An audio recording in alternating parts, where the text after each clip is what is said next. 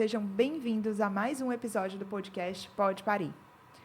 Um podcast feito para você que quer entender um pouco mais sobre o gestar, o nascer, o parir e o criar. Aqui vamos falar de ciência, firulas e tretas, sempre com o intuito de trazer discussões e reflexões acerca deste tema tão importante quanto interessante que é a maternidade. Hoje estamos aqui nada mais, nada menos do que com Bruno Costa, pai de 2, médico e meu digníssimo marido.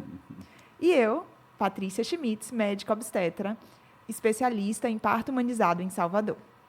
E vamos ao tema que será hoje sobre paternidade. Vamos olhar o outro lado da moeda, já que falamos tanto de nascimento, maternidade por aqui. Vamos ver a visão do pai nisso tudo. Isso mesmo, simples e complexo assim. E para começar, a primeira pergunta, eu quero tudo muito sincero aqui, viu, Bruno? Já conversei com ele antes de começar o podcast. E eu quero entender, né, na verdade, a nosso público quer entender um pouco sobre como a paternidade entrou na sua vida. Tá, primeiramente, obrigado pelo convite, dizer que não fui intimado.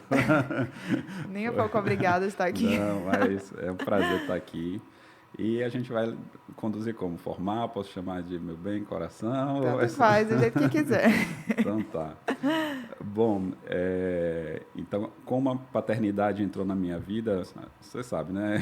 Foi de paraquedas para nós dois. Então, quem conhece a nossa história sabe que eu e Patrícia, a gente era acabado de entrar na faculdade, e aí a gente teve a surpresa, né, de que Lucas estava por vir. Então, foi aquele baque, né, que a gente não estava ali esperando, então a gente meio sem saber como lidar com isso, saber em relação à reação da família. Então, como era algo que não foi planejado, então foi, de certa forma, machucou um pouco. A sensação foi, né, diferente. A primeira sensação não foi uma sensação tão boa como a gente espera receber quando está sabendo que vai receber um filho, né? Então, a gente foi muito verdadeiro em relação aos nossos sentimentos naquele momento, né? Então, então foi um processo de evolução, não só durante a gestação é muito rápida, né? São apenas 9 meses, então às vezes não deu nem tempo, eu acredito, de digerir. E a gente foi ali, ao longo daquele tempo de gestação, entendendo, compreendendo, aceitando, mas tem muitas coisas ali que a gente conversou, não sei até que ponto a gente vai colocar Pode aqui. falar tudo, todo mundo quer saber de tudo aqui hoje. Enfim, mas era aquela coisa que eu comentava com você, né, como não foi algo muito assim planejado, a gente até no nascimento, tal, aquela emoção toda, né, não foi à tona. Que eu falar com você, pô, Patrícia, as pessoas comentam que o nascimento do filho é a coisa mais maravilhosa que aconteceu na vida. E naquele momento, né, eu não estava sentindo aquilo, eu queria sentir aquilo, né? Porque eu sou muito família, hoje meu filho é tudo para mim, né, Lucas? E então eu ficava assim, eu querendo sentir aquilo, mas eu acho que foi por conta da situação que a gente estava passando, né, da forma como foi lidando. Enfim. Eu só vou lhe interromper um pouquinho, porque não foi à toa que eu lhe chamei aqui. Uhum. Na verdade, essa história eu conto muito no meu consultório, porque eu vejo muitos pais, mesmo aqueles que se prepararam, mesmo aqueles que programaram, tendo essa sensação de culpa por não sentir aquilo que se fala na mídia, por não sentir aquilo que se espalha, que é o amor por um filho. Nós não somos robôs, nós somos seres humanos. E quando sabemos que um filho está por vir, muitas vezes vêm as preocupações do ter que prover aquela família, né? Que é uma preocupação muito do homem, assim, dentro de uma família. Então, acaba que a mulher, muitas vezes, embebida pelos hormônios, ela consegue, não todas as vezes, mas algumas, sentir aquela felicidade, aquela coisa de que tem alguma conexão ali, e, às vezes, o homem não acompanha, e aí a mulher cobra isso dele, a sociedade cobra isso dele. Então, eu não acredito que tenha sido algo só o contexto que nós estávamos. Para quem não sabe, né, eu e Bruno, a gente começou a namorar na escola, e a gente entrou na faculdade com 19 anos, e com 20 eu engravidei e Bruno tinha 19. Então, nós éramos sustentados pela família, Bruno morava aqui para estudar, né? Éramos de uma família do interior. Então, tudo isso foi muito preocupante para a gente, de como é que seria a partir dali, né? De como é que a gente ia sustentar a nossa família, já que nós não trabalhávamos, já que nós éramos estudantes. Então, essa carga ali peso mesmo, eu lembro que eu tive uma conexão maior com o Lucas, eu acho que foi mais uma coisa de proteção mesmo da minha gravidez. Então, na época, eu lembro que eu me conectei muito com ele, e enquanto as pessoas me questionavam, me cobravam, ali, né? E aí, como é que vai ser? Vai levar mesmo essa gravidez? Então, tudo isso me fazia me conectar cada vez mais com ele, meio que para proteger, né, aquele ser que estava ali dentro de mim. E eu tenho certeza que a gente conversou muito sobre isso no decorrer da gestação, né? Também para poder unir forças para manter e estar juntos ali com o crescimento de Lucas.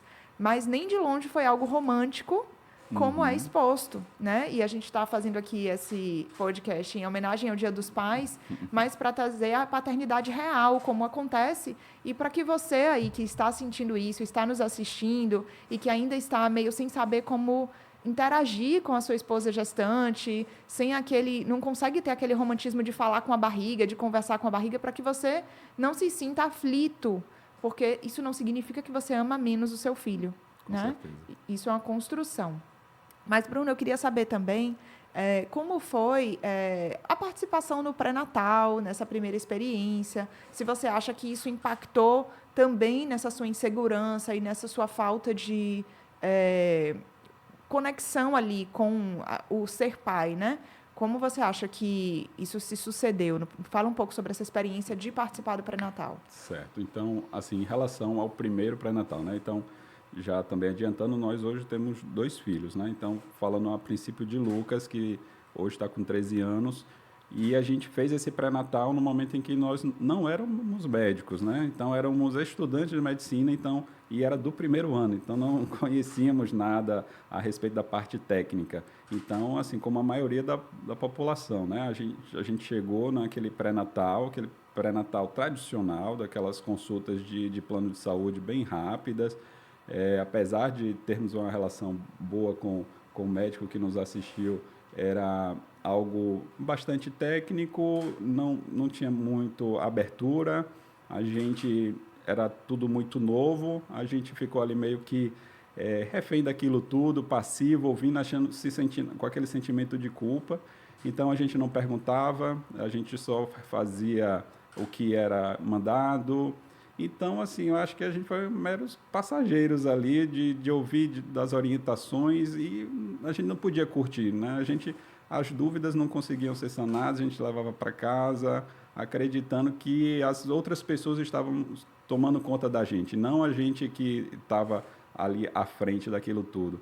Então, foi algo assim que passou tão de forma impessoal, tal, que a gente não tem boas lembranças assim de recordar, de ter sido uma coisa prazerosa. Eu lembro que a gente às vezes tomava pequenos sermões, né? Como é que isso aconteceu, tal. Então, era sempre algo que criava uma certa angústia, uma amargura. Então, a gente não pude aprender ali durante o pré-natal sobre a gestação, sobre como seria o parto, Então, foi algo assim, uma experiência que eu não tenho com muitas boas lembranças, né? Apesar de ser uma pessoa muito querida para a gente, mas, enfim, então, nessa situação, a ignorância no termo de falta de conhecimento técnico... Nosso também, nosso, né? Exato. E nem precisa ser o conhecimento técnico que a gente tem hoje, mas exato. A gente também não tinha o Instagram, a gente não tinha certos livros, a gente não tinha acesso à informação como temos hoje. Isso é tudo muito recente, né? Apesar de parecer que a gente não sabe mais viver sem a internet, mas na época a gente não tinha na palma da mão a internet como a gente tem hoje. Então, a falta de busca também de informação nossa fazia com que nós chegássemos como alunos numa consulta pré-natal. Então, alunos sem luz, né? Então, só para escutar, só para absorver como uma esponja tudo que era dito, inclusive coisas negativas. Então, como você acha que isso repercutiu no dia do nascimento de Lucas? Bom, então, assim, em relação ao parto, como durante o pré-natal não foi comentado nada sobre, sobre o parto em si, como era, a gente foi uma cesariana marcada, né? Então, no momento mais conveniente, que é aquela sexta-feira à noite, 9 horas, durante o final de semana passar ali, ter alta no domingo, tudo bem planejado. Então... Só para abrir um adendo, que é uma curiosidade, que Bruno tinha uma prova na sexta-feira, por isso a cesárea foi marcada para 9 da noite, para dar tempo dele fazer a prova e assistir o parto. E levou todos os amigos junto com ele para assistir o nascimento de Lucas. E aí eu sei que o parto foi aquela coisa, né, chega correndo, eu imagino, foi a primeira experiência com parto, e eu lembro que você pedia para eu ficar segurando a sua mão, eu querendo ver ali Lucas nascer e tal, mas foi algo tão rápido, nós uns 5 minutinhos, Lucas saiu e eu querendo ver, não consegui enxergar Lucas, e aí dali foi para a mão da pediatra, a pediatra já levou para dentro no berço, para tomar banho, não sei o quê, eu olhei assim, tirei uma foto assim com o Lucas e eu lembro assim, rapaz, não deu tempo de decorar o rosto de Lucas, não. Ele foi lá para dentro e agora? Aí você, fica de olho, não sei o que, a questão de... Sua única função era essa. Tenha cuidado para não trocar nosso filho, não sei o que. Rapaz, eu ficava com aquela preocupação. Será que deu tempo de decorar o rosto do meu filho? Enfim, mas aí... Então, assim, foi muito rápido, a gente não tive essa experiência de poder pegar ele ali nos braços. Peguei no braço rapidinho, tirei uma foto e foi direto ali para a pediatra, para as técnicas de enfermagem.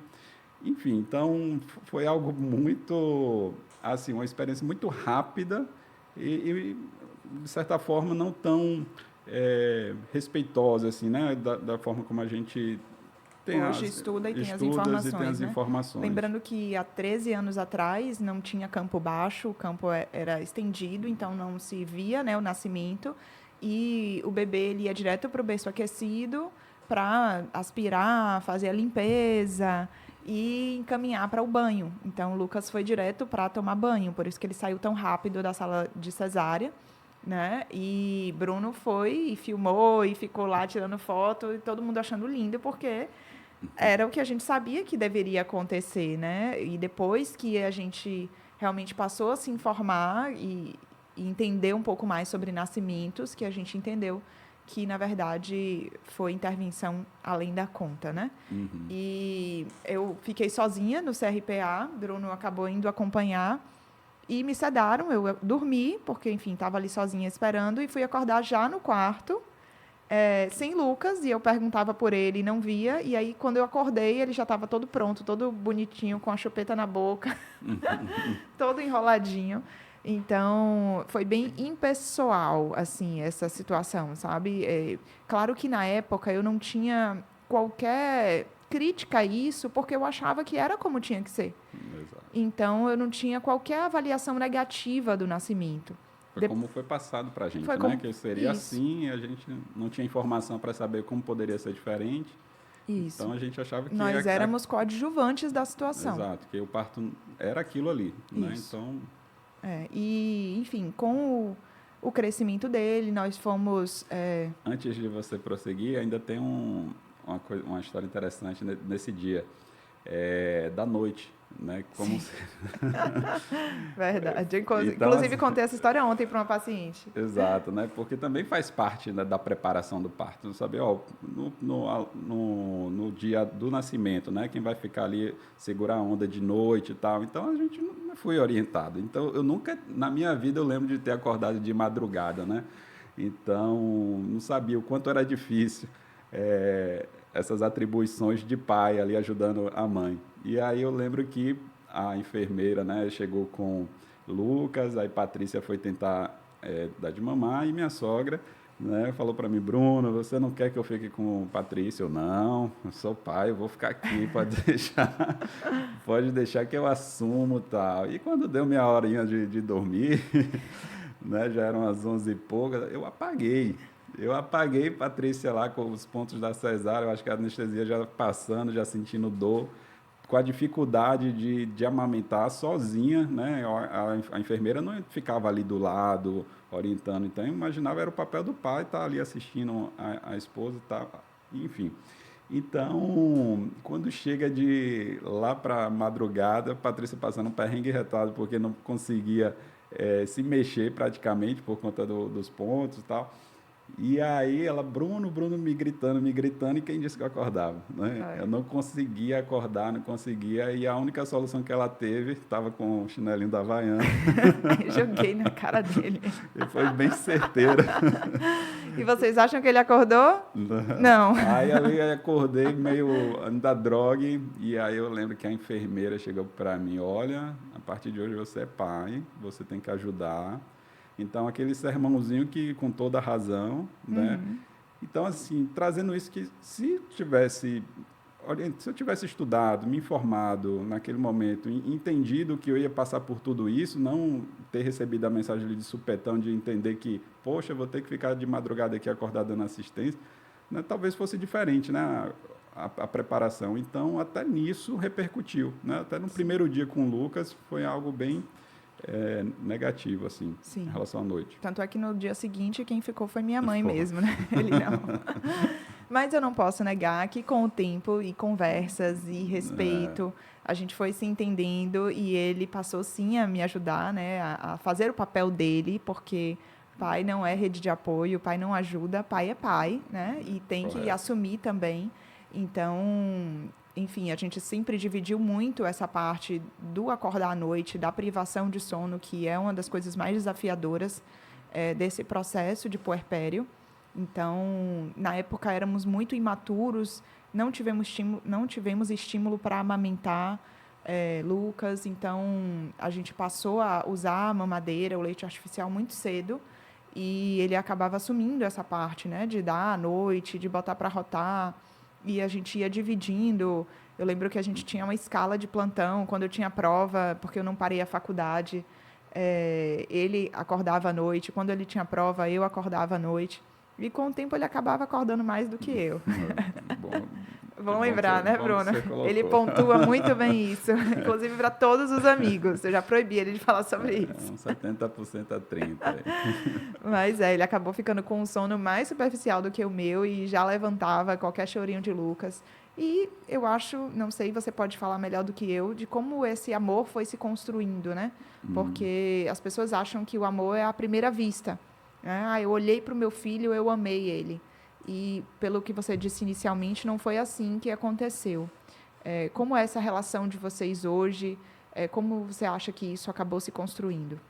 Tá, essa pergunta você me sacaneou agora, porque eu sou muito emotivo e falar de Lucas... Pois é, um paizão mesmo. Para vocês verem que não significa, né, que na gestação você não tem essa relação, que depois isso não vai se construir. Então, realmente é algo que mexe muito com a gente, né? Nos transforma. E eu acho que Bruno conseguiu, eu como esposa, né, posso falar, que conseguiu assumir isso, e isso sustentou muito a nossa relação, né? Porque nós éramos muito jovens, nossos estímulos externos de amigos e, enfim, de amizades que tínhamos na faculdade eram muito de vamos sair, larga isso, né? Então, tinha tudo para dar errado. E por conta de ter assumido essa paternidade, eu acho que foi o que fez ficar ao lado mesmo, né? E assumir a família como prioridade na vida, que hoje é o que nos sustenta, né? Verdade. Eu acho que eu tenho que agradecer muito a minha família, meus pais, né? A formação, a educação que eles me deram para saber a questão da construção do ser homem, né? Da responsabilidade de um pai na família, né? Então, realmente, aquele negócio de sair de menino e virar homem de uma noite para o dia foi mais ou menos assim. Então, era um momento que era para ser assim, que a gente imagina ser o melhor das nossas vidas, né? A gente está na faculdade, jovem, curtindo, festa, tal, amigo. E, enfim. E aí, quando você olha, poxa, não, eu sou pai, eu tenho um menino aqui, eu não posso sair, eu tenho que cumprir com, né, com minhas obrigações, com minhas responsabilidades, e isso mexeu muito comigo, né? Então, e, e esse amor que foi construindo com o Lucas, né, a nossa proximidade, a nossa amizade, enfim, Lucas é aquele menino também muito amoroso, né? Então, foi esse processo de construção minha como, né, pai de família, como homem, e o amor a Lucas, a cada dia, né, aquele crescimento exponencial, a gente ficava sempre muito junto, às noites, enfim, então, eu acho que hoje em dia eu compreendo, não mudaria nada, entendeu? Eu acho que a minha decisão de estar junto da família, quantas vezes ali, né, aquelas briguinhas que todo casal tem, a gente pensava em separar, mas quando eu falava com ele, quando eu pensava em ficar um pouquinho longe de Lucas, eu abria a mão de qualquer coisa, de qualquer birra, de qualquer nervosismo, para estar junto com ele, né? Então, realmente, eu acho que eu não conseguia me ver longe dele na formação dele, né? Então, que eu acho que é o papel de todo do pai, é estar junto dos seus filhos, né? Eu, inclusive, conversei uma vez com o Bruno sobre um casal que a gente conhece, que na verdade não é mais casal, e que o pai é bem distante do filho. E eu lembro que me marcou bastante, porque eu cheguei a falar com você assim, nossa, é muito fácil para o cara, né? Ele pode viajar, ele pode ir morar onde ele quiser, enquanto a mulher está ali sofrendo porque não tem uma rede de apoio para ficar com a criança enquanto ela volta a trabalhar. E é muito sofrido isso. E aí ele comentou comigo, sim, mas ele também não consegue, não vê o filho crescer. Não vê os primeiros passos, não vê as primeiras palavras, então tem um grande ônus. Infelizmente, não é todo homem que pensa assim, né? Eles acabam realmente apagando isso e não enxergam a beleza nessa oportunidade de ver uma vida se desenvolver. Então, eu acho que quando a gente pensa na força de uma família, de uma unidade familiar, e hoje é o que eu trabalho principalmente, né? É em poder falar sobre a importância desse núcleo que surge. E eu acho que foi um dos grandes problemas nossos, foi conseguir criar esse núcleo e dar força a esse núcleo no iniciozinho da chegada de Lucas. Como nós éramos muito dependentes ainda dos nossos pais, ainda ficava aquele gancho ali. Tudo eu perguntava à minha mãe, tudo era minha mãe que fazia, tudo. Então, acabava que isso atrapalhava, né, a nossa relação. Isso foi pauta de muitas brigas nossas, porque a gente não dava força a quem éramos nós ali. Eu acho que engraçado que esse entendimento veio até de uma forma meio estranha, porque a gente estava na faculdade, as contas apertadas, a gente vivia de doação dos nossos pais, e aí a gente decidiu, ia entrar no internato, eu precisava de um carro para poder sair de um hospital para o outro. E aí eu lembro que eu falei com minha mãe, poxa, eu estou precisando de um carro. Imagine, né? Eu estou precisando de R$10, mãe. E aí, só que eu estava com o plano, né? Minha mãe pagava minha faculdade, estava lá, mãe, vamos fazer o seguinte, vamos pedir o FIES, né? Vamos pedir o FIES, a senhora deixa de pagar a mensalidade da faculdade e dessa forma a gente financia um carro e então troca, né, o pagamento da mensalidade da faculdade pela a parcela do carro. Ela, tá bom, então faça assim. Aí quando eu cheguei para a moça do FIES, né, para fazer o cadastro, ela assim, quem é seu núcleo familiar? Eu, meu pai, minha mãe, não. Isso 3 anos depois de Lucas ter nascido.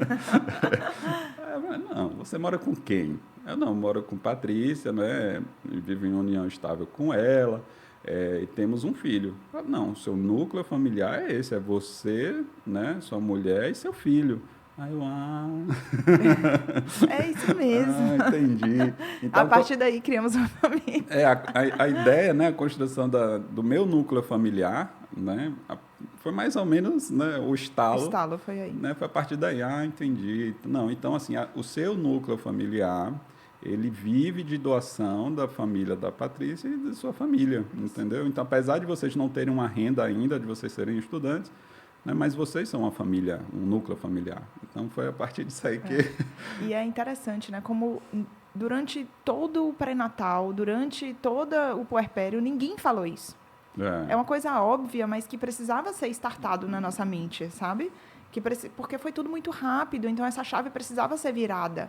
Então, hoje, eu faço questão de falar isso, né? Às vezes, a paciente vem com a mãe e o marido não vem, e eu falo isso. Eu falo, olha, chame ele, porque eu preciso falar para os dois que o núcleo familiar são vocês. Existe um ser chegando que vai precisar dessa... desse exemplo, né? É claro que tem mulheres que acabam não tendo parceiro, que não assumem, que não ajudam, e aí é outra questão, é outro tipo de apoio, né? Mas a gente está falando de paternidade, então eu preciso falar desse núcleo da família da mulher e do homem ali nesse vínculo, né? Bom, vamos passar agora para a segunda história, então, né? De Maluzinha, que tem 2 anos hoje. E aí eu quero que você fale das principais diferenças que você acha desse acompanhamento da gestação. Eu acho que você participou até mais do pré-natal de Lucas do que o pré-natal de Maria Luísa, do ponto de vista de ir para as consultas comigo. Verdade. Mas esteve ali por trás, nas coxias, né, me ajudando mais, por conta até do amadurecimento. Mas me fale um pouco dessa experiência. Exato. Eu acho que é super importante isso, porque a gente falar disso, da diferença de um pré-natal, né, com informação e sem informação, né? Então, a gente mostrou aqui a nossa experiência com o Lucas, né? Então, esse primeiro momento não foi tão bonito assim.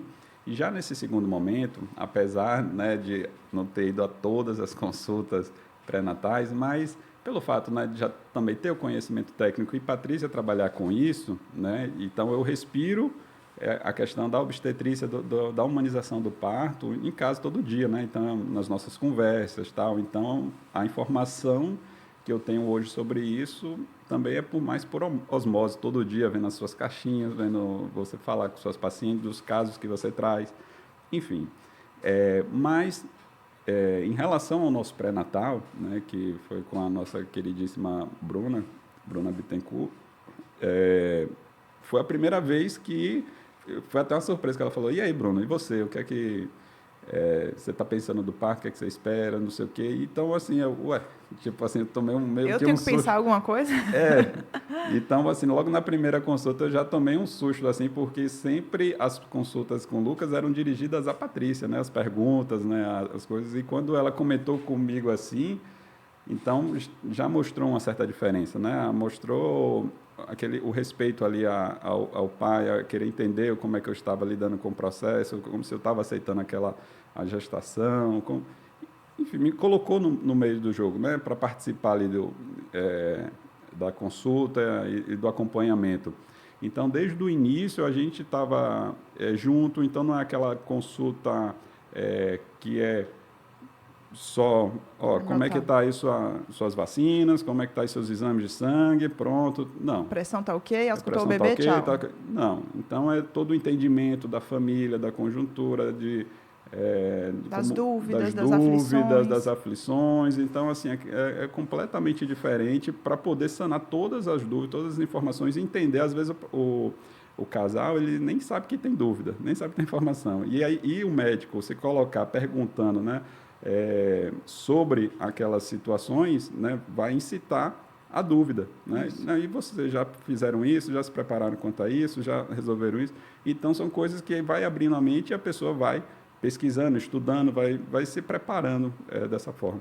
Então, assim, foi completamente diferente. Aí a gente chega junto em relação a como é que em relação à via de parto, se a gente estava certo mesmo daquilo, como deveria ser, em qual local. Enfim, a gente foi junto, decidindo e assumindo o protagonismo, ou seja, a gente, naquele momento, era o centro da gestação ali, né? Estava com a gente, sob nosso controle, né? E Bruna estava ali na nossa assistência, junto com as enfermeiras também. E dessa Enfim. forma foi muito mais fácil até para mim lidar com os palpites, porque eu sentia que Bruno estava do meu lado, então eu não estava só. Eu acabava não me interferindo, não me machucando tanto com os palpites, com as opiniões negativas, porque quando viam a mim, eu comentava com ele e ele me apoiava, né? Não, isso não tem nada a ver, né? Ou até me defendia algumas vezes de algumas pessoas que questionavam a nossa escolha da via de parto, enfim. Então, e você acha que esse amor chegou antes por Maria Luísa? Como é que foi isso? Exatamente, queria comentar disso aqui agora. Então, como a experiência foi completamente diferente, obviamente a gente estava em outro contexto da nossa vida, Sim. né? A gente já estava formado, já estava Mais especializado, estabilizado financeiramente, óbvio que foi outra situação. Mas isso não inviabiliza tudo que a gente trouxe agora em relação à informação, né? A gente poderia também ter tido, por mais que a gente não tivesse toda essa bagagem que a gente tem hoje, mas se a gente tivesse tido informação lá atrás com o Lucas, talvez a experiência fosse muito mais positiva. Mas, assim, logo no primeiro momento que você trouxe que estava grávida, né, vem aquela sensação boa, né? Então, enquanto o de Lucas a gente ficou com aquela angústia, já ficou aquela coisa boa, então a gente já pensando em roupa, em questão de quarto, de como a gente ia lidar com isso. Então, assim, já vindo toda aquela emoção, aquela ansiedade para que chegasse logo, para que como fosse o parto, que queria pegar, que queria... Então, o amor já foi construindo muito mais cedo, né? Então, é óbvio que o amor dos pais é semelhante aos filhos, né? Então, é mais assim... Isso não significa que a gente ama mais ela do que ele, não, viu, gente? Pelo amor Exatamente. de Deus. Exatamente, isso não precisa nem ser colocado, né? Que é óbvio. Então, é só questão da construção, né? Do vínculo. Então, a construção do vínculo foi muito mais rápido, entendeu? Então, assim, a questão do parto foi muito emocionante, né? Então, eu sabia o que fazer, como eu me posicionar, como... Você estava ali como estava ali, protagonista, né? Você não estava exato. se sentindo no canto da sala com medo de incomodar, né? Exato. Então, assim, você colocou bem, o que você queria, né? Ó, eu quero parir normal, eu quero. Eu sabia que, como eu notava essa sua decisão, o quanto você estava empenhada para ter o parto por via natural, eu estava ali para te apoiar, não ia poder querer ficar tentando, Patrícia, vamos abreviar isso, você está sentindo muita dor. Não, era meu papel ali te encorajar, porque se você não alcançasse, eu saberia que ia ser muito frustrante para você, uma frustração que você ia levar para o resto da sua vida. Então, estava ali no meu papel te apoiar o quanto fosse possível para a gente conseguir por aquela via, para você não esquecer os seus E propósitos. também por você ter entendido que era o mais seguro para a gente, Com que certeza. era o melhor da recuperação. Então, não é só a via de parto que a gente pensava, né? A gente pensava também na saúde dela, na nossa segurança. Então, a família de Bruno é uma família grande, todas as mulheres tiveram parto normal, né? Inclusive Minha da mãe, mãe, foram 5 partos normais, as irmãs. Então, a gente vinha acompanhando já esses processos, porque todos esses sobrinhos vieram depois de Lucas. E, enfim, a gente vinha se informando e tendo esses exemplos positivos dentro de casa, o que também facilitou para que Bruno pudesse entender melhor e participar do pré-natal, fazia ele estar mais seguro com essa decisão de que era algo bom a ser estimulado, não era só uma questão de... no parto natural a qualquer Isso, custo, né? exato. Não era uma questão de você levantar um troféu, né? Exato. Porque conseguiu um parto normal. Não era isso. Era A por questão entender a a segurança. segurança, né? Saber que era tanto melhor para você quanto para nossa filha, né? Para Malu. Em algum momento durante o parto você teve medo?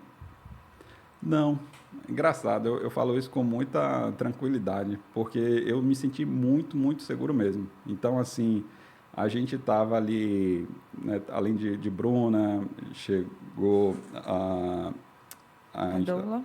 a doula, né, a enfermeira obstétrica, outra médica, enfim, então a gente estava cercado de profissionais, a gente estava entendendo todo o processo, então assim, em nenhum momento eu tive medo, né? Eu acho que o medo faz parte do processo, mas a segurança, a informação estava tão embasada, tão construída que eu fiquei muito tranquilo, né? Então, graças a Deus, bem diferente lá de trás, mas que teoricamente também estava cheio de pessoas, estava muito mais sob controle, como algumas pessoas acham, né? Dentro de um centro cirúrgico. E você teve mais medo, porque se sentia não pertencente àquilo. Verdade. Né? Então, eu acho que um dos medos e uma das coisas que fazem os maridos passarem mal, e uma das curiosidades é que Bruno já havia passado mal na faculdade de medicina assistindo um parto, mas ele não passou mal no nascimento da nossa filha. Uma das coisas que faz o parceiro passar mal é essa insegurança de estar se sentindo incomodado ali, porque ele não se sente pertencente, então ele fica tão tenso naquela situação que na hora que o bebê nasce, que as coisas esfriam, aí a adrenalina baixa, desmaia, por um reflexo vasovagal. Mas durante o processo é difícil, e quanto mais ele se informa, quanto mais ele se sente ali integrado, mais difícil é esse passar mal mesmo, que eu tive essa curiosidade de perguntar no Instagram o que os homens têm mais medo, né, durante o trabalho de parto, e a maioria falou que era de passar mal. Eu realmente me surpreendi. Eu achava que era de parir no carro, de parir em casa. Exato. Eu estou lembrando agora, ao longo da minha formação em medicina nos estágios de obstetrícia, eu sempre corria do parto normal, né? Então, a gente tinha que fazer parto, mas eu sempre chegava para o colega: você quer fazer esse parto aí no meu lugar? Aí eu, claro. E era fazer mesmo, porque metiam a mão retada, ficavam querendo interferir no nascimento. Eu já aprendi que não é fazer, né? É assistir, perdão. Né? Quem para é a mulher. E apesar da gente, né? E apesar da gente. Então, assim, mas em relação às assistências, eu sempre estava fugindo ali dos partos naturais, porque eu realmente passava mal. Então, eu lembro que maternidade aqui em Salvador, que eu fazia estágio, quando eu estava vendo ali a situação, tinha que correr para o lado de fora, tirar o jaleco, respirar para não poder. E já no de Malô, eu queria pegar e peguei, né? Então, assim, eu fui o primeiro a tocar nela, então, ali, no período possível, eu já esperando, e quando eu peguei Malôzinha, então eu só queria mesmo chorar, pegar, abraçar, mesmo a todas ali suja de sangue, né? Enfim, então... Porque você naturalizou, Exato. Né? Não era uma coisa estranha e que tinha que ser feito algo, você não tinha essa atenção, você sabia que era algo realmente natural do que aconteceu. Então, eu acho que é esse preparo que a gente tem que dar mesmo para que os maridos tenham a oportunidade de viver esse momento tão mágico que é o nascimento de um filho, né? Realmente naturalizar isso. E já finalizando aqui a nossa conversa, que Bruno está nervoso aqui, Não, tá. Eu quero lhe perguntar rápido. uma pergunta difícil até. Hoje, o que mais lhe preocupa em relação ao seu papel de pai, à sua paternidade? O que você acha que é, assim... Maior preocupação? É.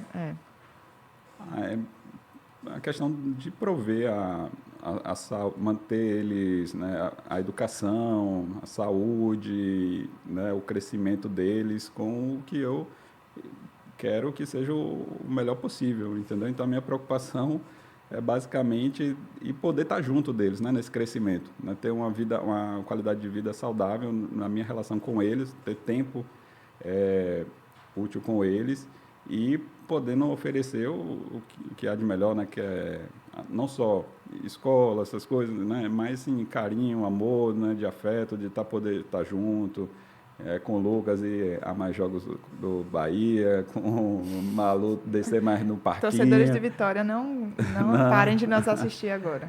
Então, sei lá, criar mais momentos, né, que possam marcar na vida deles e que eles lembrem do pai dele com muito carinho, né, enfim. Isso aí. Muito bem. Então, espero que tenha sido útil esse bate-papo para vocês. Quem quiser saber mais, podem escrever aqui, quem estiver assistindo no YouTube, escrever as suas dúvidas e não deixem de nos seguir, né? O podcast Pode Parir, encaminhar para aquela família que vocês acham que vão se beneficiar com essa conversa e curtir se você gostou desse episódio. Então, ajudem aí a que a gente possa chegar a cada vez mais famílias. Um beijo e até a próxima. Obrigado. E o meu recado fica para os pais, né, ao ouvir esse podcast, entender a importância da informação, da educação, né, relacionado à gestação, ao parto, ao puerpério. Tá certo? Então, muito obrigado, meu bebê. Um beijo. Um beijo.